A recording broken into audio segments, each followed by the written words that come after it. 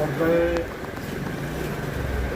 যেহেতু আজকে আমাদের দীর্ঘদিন পরে আমাদের এই ইউনিটটা আমরা শুরু করতেছি বা শুরু করতে পেরেছি, এজন্য মহান আল্লাহ শুকরিয়া আদায় করছি। আলহামদুলিল্লাহ সালাম পেশ করছি বিশ্বনবী বিশ্বনেতা জনাবে মুহাম্মদ রাসূলুল্লাহ সাল্লাল্লাহু আলাইহি ওয়াসাল্লাম। আর যেহেতু আমাদের মাঝে একজন মেহমান উপস্থিত আছেন, আমরা তার মুখ থেকে একটু যেটা এই ইউনিটে আগামী প্রতি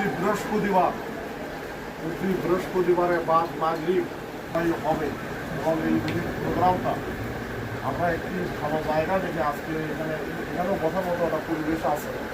এছাড়াও যেহেতু আমরা লোকসংখ্যা আমাদের বৃদ্ধি করতে হবে আগামী দিনে, যেহেতু নির্বাচন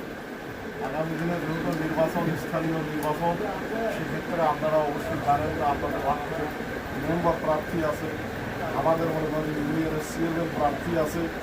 আর এই কাজগুলো আমাদের সামনে দিকে করতে হবে, জোরালো করতে হবে। এই জন্য আমাদের বেশি সংখ্যক লোকজন নিয়েই আমাদের মনে করেন প্রোগ্রামগুলো বাস্তবায়ন হবে। এবং প্রোগ্রামের মেইন শর্ত যেটা, সেটা হলো যেহেতু আমরা সবাই বসেন, আমরা যেহেতু ইসলামী আন্দোলন করতেছি, এই ইসলামী আন্দোলনকে আমরা শুধু এমপি হওয়ার জন্য, চেয়ারম্যান মেম্বার হওয়ার জন্য করতেছি, কখনোই না।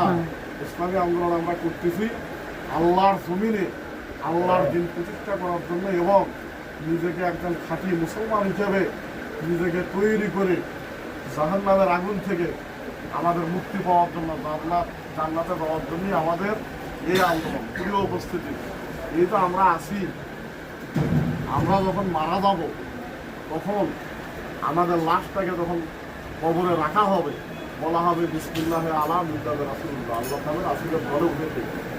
এরপরে কবরের ভেতরে 3টা প্রশ্ন করা হবে, মান রব্বুকা, তোমার রব কে ছিল? এই প্রশ্নটা সম্পূর্ণ রাজনৈতিক প্রশ্ন। কবরের ভিতরে বলা হবে না তুমি নামাজ পড়েছো কিনা, তুমি কোরআন পড়েছো কিনা, তুমি যাকাত দিয়েছো কিনা, এই প্রশ্ন করা হবে না। ফার্স্ট প্রশ্নই করা হবে মান রব্বুকা, তোমার রব কে ছিল? তুমি যদি দুনিয়ার ওপরে, তুমি যদি দুনিয়ার জমিনে তুমি যদি একমাত্র রবকে, যদি আল্লাহকে যদি তোমার জীবনে যদি একমাত্র রব হিসেবে মেনে থাকো, একমাত্র আইনদাতা, বিধানদাতা, এক কথায় সার্বভৌম ক্ষমতার একমাত্র মালিক যদি আল্লাহ রাব্বুল আলামিনকে যদি মেনে থাকো, তুমি নামাজে তুমি যখন জন্মগ্রহণ করেছো তখন তোমার কানে সে শব্দটা পৌঁছে দেওয়া হয়েছে, সেটা হলো আল্লাহু আকবার। তোমার নামাজের যখন সময় হয়ে গেল